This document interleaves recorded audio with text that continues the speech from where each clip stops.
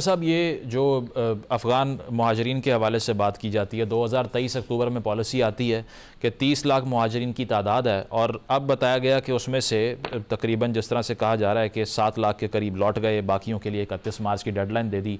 As a solution इस पर लोग क्रिटिसाइज़ भी करते हैं कि इससे रेशल प्रोफाइलिंग हो जाएगी, इससे एक लार्जर इशू क्रिएट होगा। गंडापुर साहब ने भी यही बात की। आप अग्री करते हैं this should be one of the solutions, या बॉर्डर बंद करना? क्योंकि अगर अफ़गान तालिबान कोर्स ही नहीं हो रहे गुफ्तगू करने के लिए, तो ऑप्शंस क्या हैं इसके अलावा? देखिए, ये इंपॉर्टेंट सवाल है। ये कोई रेशियल प्रोफाइलिंग नहीं है, ये सीधी सी बात है कि इसका ताल्लुक इस चीज से है कि वो लोग जो इलीगल हैं, गवर्नमेंट की पॉलिसी है उनको निकालना चाहिए, लेकिन गवर्नमेंट का भी मसला है ना, कंसिस्टेंट नहीं है। एक दफा हमें याद आता है ये पॉलिसी बनानी है, 4 महीने बाद हम भूल जाते हैं, फिर हमें याद आ जाता है, फिर हमें भूल जाता है। तो ये हमारी कंसिस्टेंट अप्रोच नहीं है। और बहुत सारे लोग जिनको भेजा गया था, सुना है वो तो कुछ पैसे दे दिला के वापस भी आ गए हैं बॉर्डर से। सो या तो हो ना कि हमारा बॉर्डर इस तरह का हो कि लोग वहां से जो चला जाए वापस नहीं आएगा, कोई इस तरह की सिचुएशन हो। सो मेरा ख्याल है कि इसमें इसको रेशियल प्रोफाइलिंग कहना गलत होगा। हाँ, गवर्नमेंट की गलत पॉलिसी पूरा कंसिस्टेंसी नहीं, लेकिन this is one of the view जो आप बात कर रहे हैं कि हम अफगान तालिबान पे प्रेशराइज कर सकेंगे। दरअसल मसला ये है ना कि आप देखिए, इसमें इंडिया फैक्टर को भी समझने की जरूरत है। इंडिया अफगानिस्तान को ये कह रहा है कि आप छोड़ें कराची पोर्ट, आप हमारे साथ चाबहार पोर्ट में आ जाएं।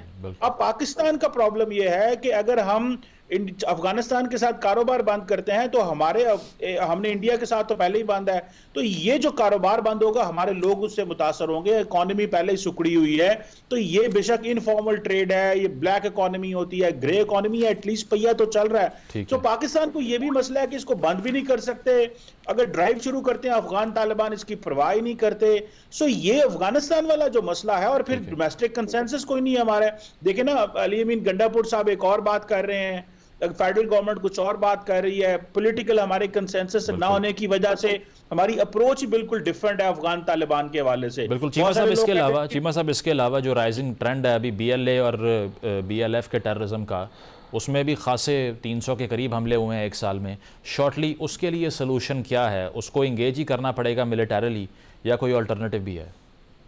देखिए, वहां पे आपको अगर हमारी अप्रोच ये है कि हमने दहशतगर्दों से बात नहीं करनी, तो बात तो नहीं हो सकती ना। देखिए, इतने जो आइडियोलॉजिकली मोटिवेटेड लोग हैं जो अब मरने मारने पे आ गए हैं, आप उनसे क्या बात करेंगे? इमरान खान साहब ने रिसेंटली कोशिश की और उस वक्त की मिलिट्री एस्टैब्लिशमेंट ने लोगों को वापस लेके आना है TTP की, हमने देखा क्या हुआ। सो मेरा नहीं ख्याल इनके साथ इंगेज करने की जरूरत है। अब हमेशा स्टेट कहेगी तो जरूर हमें इंगेज करना चाहिए, सिर्फ उन लोगों जो हथियार फेंक दें और आए बात करें, लेकिन बाकियों के साथ तो आपको मिलिटरीली डील करना पड़ेगा। और हम कर सकते हैं, लेकिन हमें थोड़ा अपनी वो जो अपना गार्ड लोअर कर देते हैं, वो मेरा ख्याल है नहीं करना चाहिए। अदरवाइज वो दोबारा मोमेंटम पकड़ चुके हैं और नई जमातें बन रही हैं, डेली हमले हो रहे हैं। सो इसमें एक ऑफेंसिव अप्रोच चाहिए। ठीक है। इस पे इख्तियार वली साहब, फाइनल 30 सेकंड्स है मेरे पास। एक पॉलिटिकल स्टेटमेंट मौलाना फजल रहमान साहब की भी आई। उन्होंने कहा कि हुकूमत मुखालिफ जो तहरीक है उसके लिए हमने इजलास तलब कर लिया है। कोट एंड कोट वो ये कहते हैं कि हुकूमत और पार्लियामान दोनों कठपुतली हैं। वज़ीर आज़म साहब किसी अहम इशू पे बात करने के लिए तैयार नहीं है, नॉन इशूज़ की पॉलिटिक्स हो रही है। तो आपके इतने इंपॉर्टेंट फॉर्मर एलाए अगर सड़कों पे आ जाएं आपके खिलाफ, that would be a huge problem. कैसे डील करेंगे इसको? उनकी स्टेटमेंट पे, मौलाना साहब की स्टेटमेंट पे कोई कमेंट करने की जरूरत नहीं है, लेकिन इतना ही कहूँगा उसको कंक्लूड करके कि मौलाना साहब कभी भी सड़क पर नहीं आएंगे। I don't think so. ये तज्जिया है आपका या कोई इन्फॉर्मेशन है आपके पास? आधो आप कर लें, 50-50 कह लें। अच्छा, आधी खबर आधा तज्जिया। मौलाना साहब कभी भी नहीं आएंगे, वो नहीं आएंगे। वो वज़ीर एक इंसान है, जिम्मेदार इंसान है। हमें ये भी मालूम है कि वो उनको सेंस ऑफ रिस्पॉन्सिबिलिटी भी है। उनको भी वतन परस्ती जो है, कौम परस्ती, वतन परस्ती, उनका जो है, उनका दिल धड़कता है पाकिस्तान के साथ। तो ऐसे कोई काम नहीं करेंगे जिससे हुकूमत डिस्टेबलाइज हो या जो है तो जमहूरियत डिरेल हो। वो इतने इर्रेस्पॉन्सिबल हो नहीं सकते। चलें, हाँ, उनके गिले हो सकते। जी शौकत साहब, आप मुस्कुरा रहे थे, ये मौलाना साहब नहीं आएंगे सड़कों पे, वो कह रहे हैं। देखिए, मौलाना साहब की अपनी पार्टी है, उनको हक है, वो तारीख चलाए, जो भी करे। लेकिन आपको ये भी पता होना चाहिए कि हमारा एक कंसेंसस की तरफ भी इंशाल्लाह हम काफ़ी पेशरफ्त हो चुकी है। मौलाना साहब ने भी कह दिया है कि जो लार्जर उसमें जो बयानबाजियां होती है उस पर कोई असर नहीं पड़ेगा। ठीक है।